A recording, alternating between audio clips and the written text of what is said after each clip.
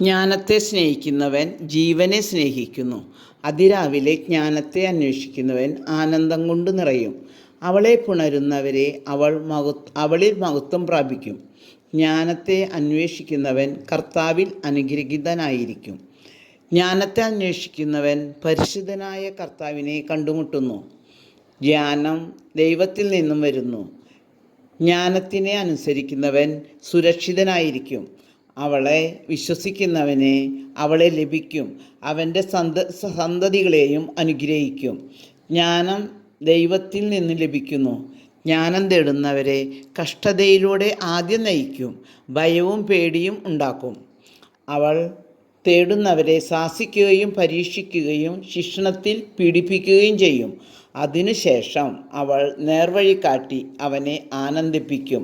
രഹസ്യങ്ങൾ വെളിപ്പെടുത്തി കൊടുക്കുകയും ചെയ്യും. നാം ദൈവത്തെയാണ് ജ്ഞാനത്തെ തേടുന്നവർ ലഭിക്കുക. ആമേൻ.